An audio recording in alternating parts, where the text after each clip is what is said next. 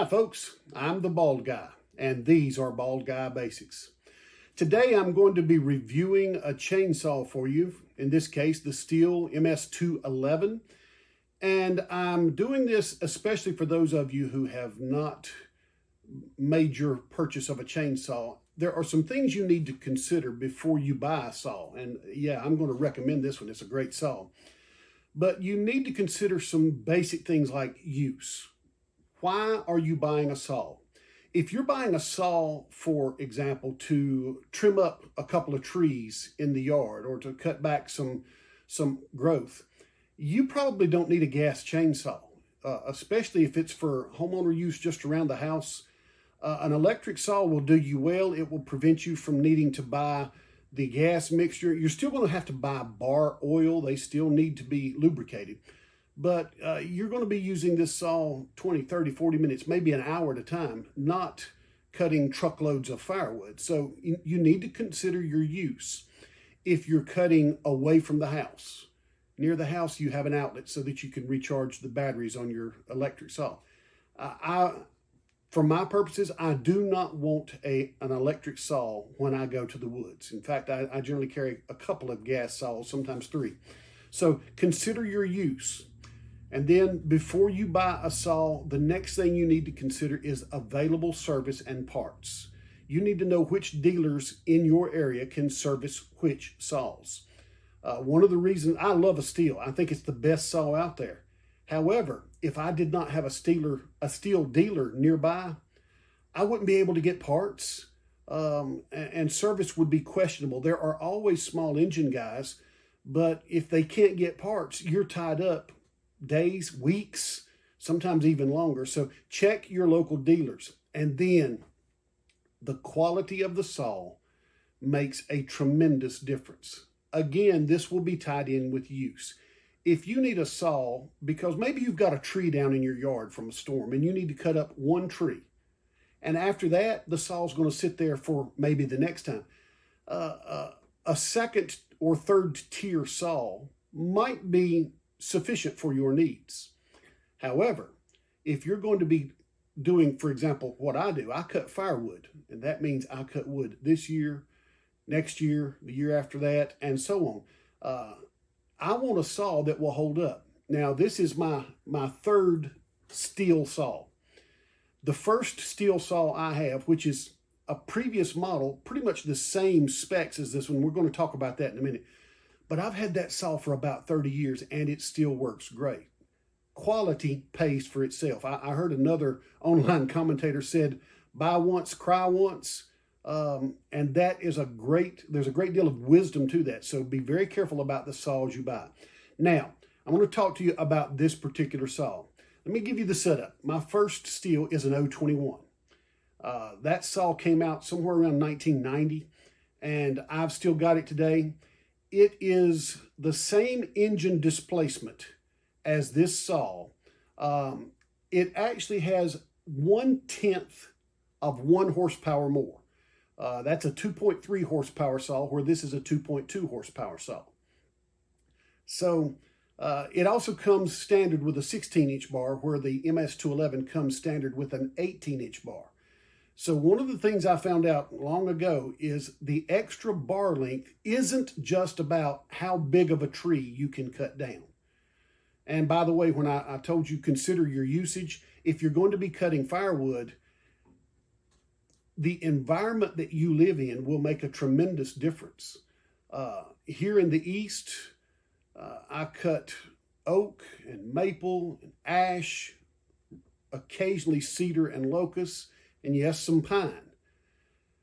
This saw with an 18-inch bar typically will allow me to cut trees up to 30, 31 inches across. I may be able to squeeze out another inch or so, but not quite 3 feet across. Even though the saw is 18 inches, you go, oh, 18 times 2, that's 36 inches. I can cut 3 feet. No, you can't.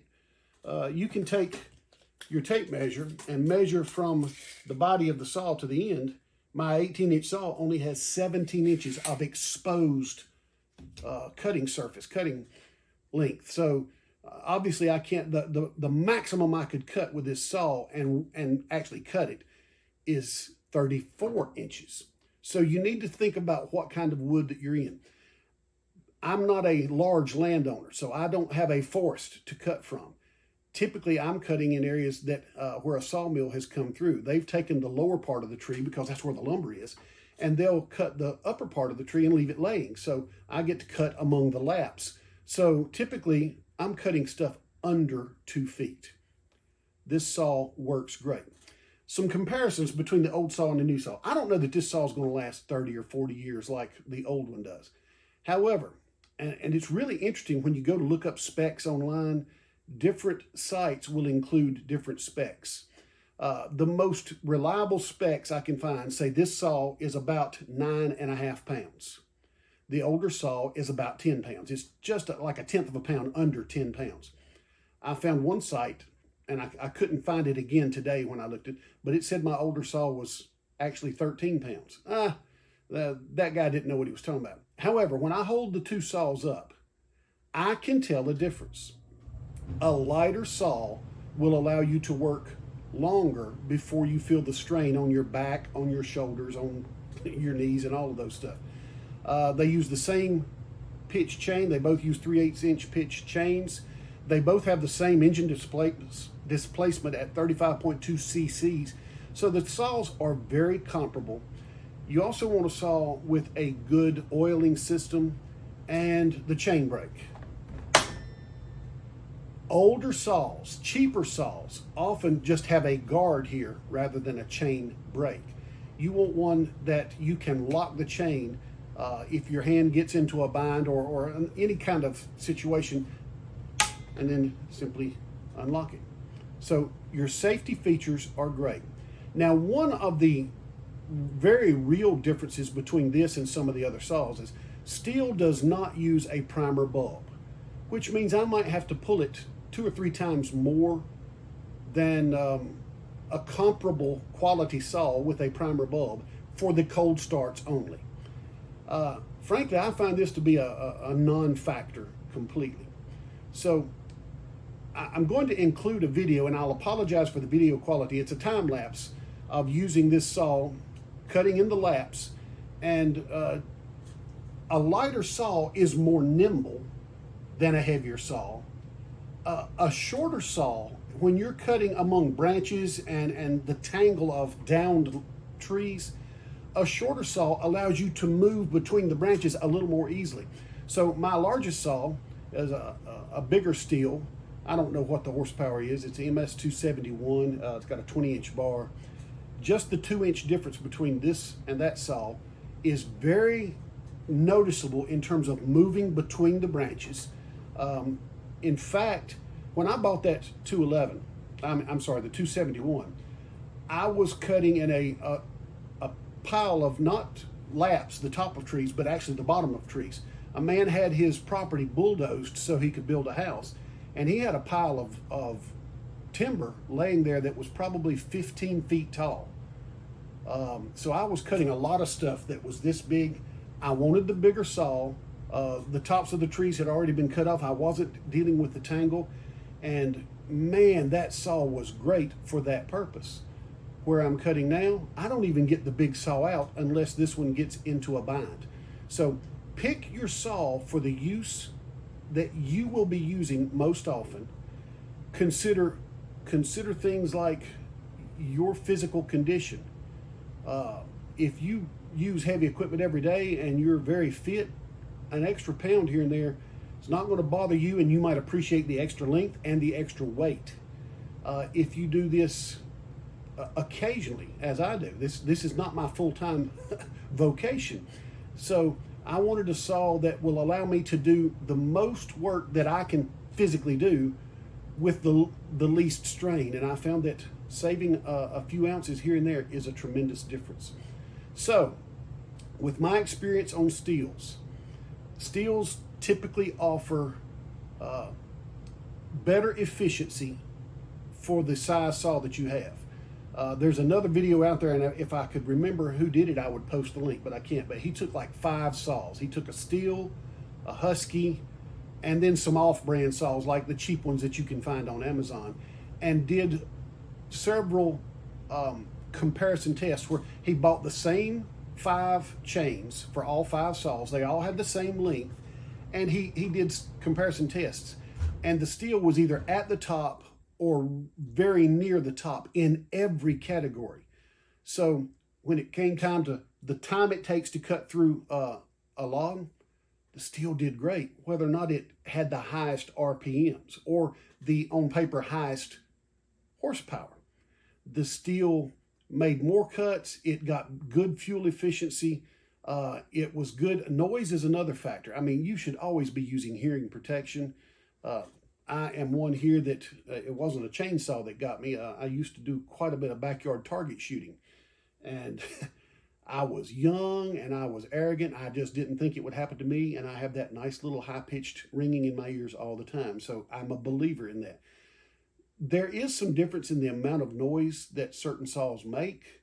Stihl's not the quietest saw out there, but I'm going to use hearing protection, so that becomes a non-factor as well.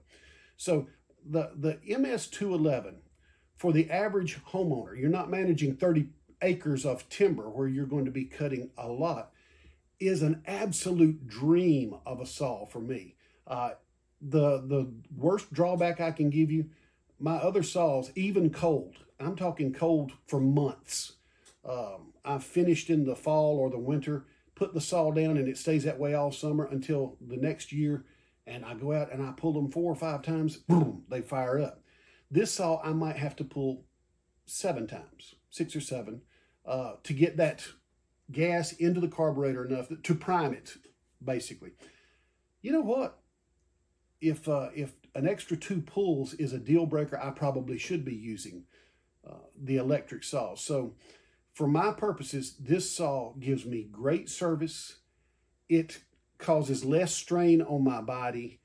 It allows me, especially in kind of challenging physical situations, you know, when a tree comes down and you've got the various branches on the top of the tree going in different directions, sometimes I'm cutting high over my head. It's easier on my shoulders, it's easier on my arms, easier on my neck. I've got some arthritis in my neck, and that becomes an issue. The extra length on the bar, as opposed to my old 021, which is 16 inches, when I'm reaching down on the ground, I'm able to reach further down without bending over. Easier on the small of my back, easier on my knees. So the ms211, this saw has been in production for a few years now. They're no longer made in Germany, they're made in America. The Germans were better they chose deliberately to put extra quality in. This is a line of saws that is for the homeowner, which means it's probably not as heavy duty as the old O series.